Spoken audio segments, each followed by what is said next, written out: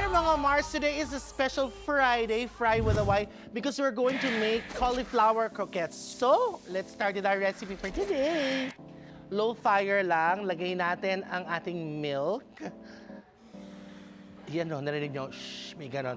So we start with the milk. After that, we put our butter. Butter makes everything really, really special talaga. You just dissolve the butter there. So ayan o, it's almost boiling. Now I'm going to put the flour.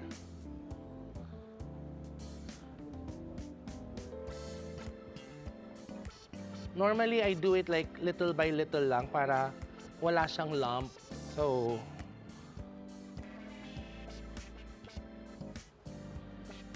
kasi ang hinahabol natin na consistency, yung medyo thick, no? And then more flour. I put everything there.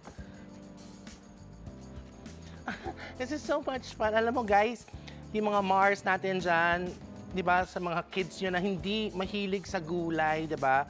This is just another way of, tricking them on eating their veggies.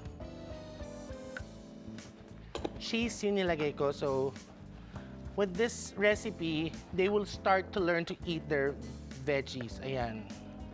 And then, we will put the cauliflower. Eto na yan.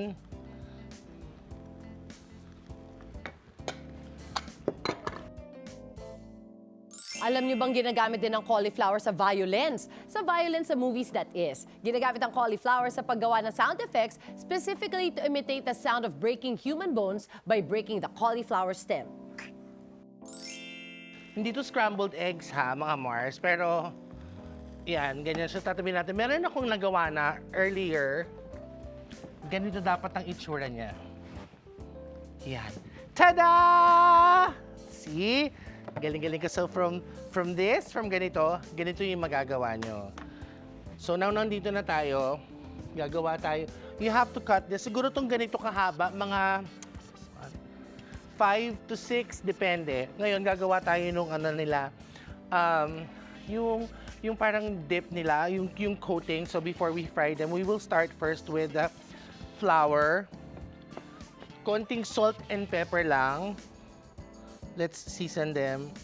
Not too salty. Okay? And then, of course, pepper. Pepper is pepper. It's really good talaga. I love pepper so much. It's up to you if, like, kung gaano nyo gusto i-season yung, let's get a spoon, yung itong pang-coat nyo. Yung iba naglalagay ng mga ibang spices, so it's all up to you guys. Okay. And this, yan. Now, we have 2 eggs.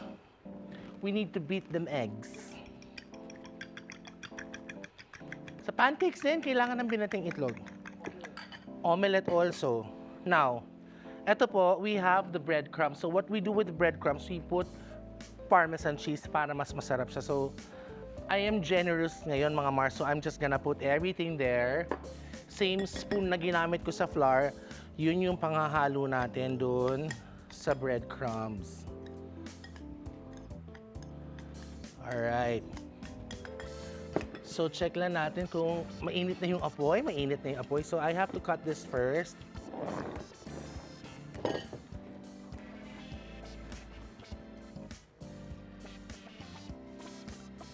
Guys, you have to chill yung yung ginawa nating mixture kanina.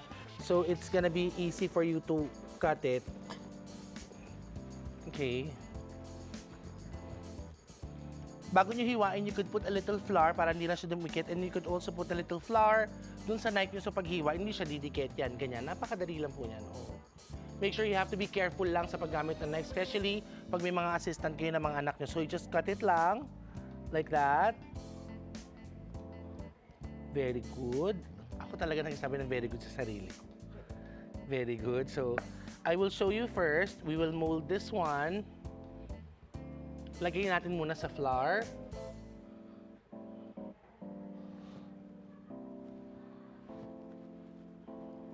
There you go. Pwede naman ball or pwedeng flat, kung anong shape ang gusto nyo. And then sa egg wash, So dry and then dun sa breadcrumbs. And then last, breadcrumbs would parmesan of course. Tapos shoot natin, we need this one.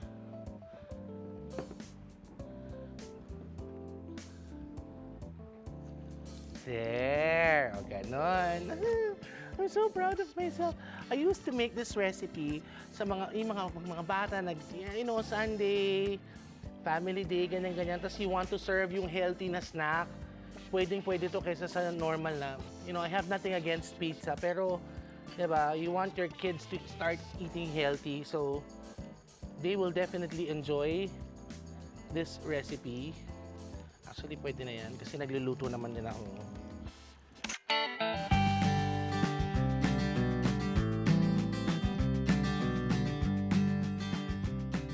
My God, Mars and Pars, come na! Tikiman na! Tikiman na! Let's go! Masigla ka ngayon, I ah. know. Sobrang Pag pagkain bango. talaga masig... Oh, Smells here. amazing. Oh, this one's for you. Wow, thank you, Mars. Okay. Jong, para sa Mars, para sa iyo. ito. Thank you. Our cauliflower croquette. Grabe. It's so easy na gawin. Tapos pwede niyo pang i-check yung mga bagets nyo Oo. sa pagkain ng gulay. Wow, nakasingit ka ng gulay. I know. Kasi di ba mga kids, minsan ang hirap pakainin ng gulay. Alam mo yan, Mars. Agree, Diba? agree. So pag may keso sa kanila, fried, it's a lot easier for them. na- It's Diba? hot. Mainit ba, Mars? Okay lang. As in. Sino mag-aakalang 1 week ko pa itong charo? Panalo siya, sobra. Ang harap. Kapag naki-crispy talaga, Mars, iba yung dating niya. No, Jong, kamusta ka? Gusto ko po yung pagka-crispy niya. Diba? Na-enjoy mo naman yung sa loob. Tapos pagkagat mo, medyo wala kang malalasahan. Pero pag sa huli, parang mararamdaman mo, ayun, Nandun na yung Gusto cheese. ko yan! Ang ganda ng explanation mo, Jo. andun na. Diba? Oo. Perfect na perfect yung pag-describe mo. Thank you so much, Mars. I love it. Thank you, Mars. So good as always. Eto na, up next, i-debut na ni Pars Jong ang kanyang very first single. Don't miss out on that musical treat sa pagbabalik ng Mars!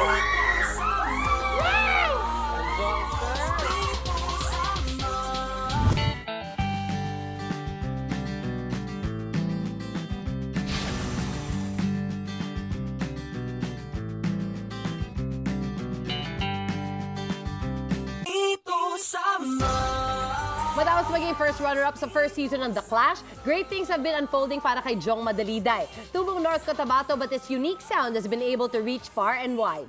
You can see him weekly on Studio 7 pero ngayong gabi, he's here to share his first single with all of us. Sabay-sabay tayong maki-ano ba sa kanya. Mga Mars, here's Jong Madaliday!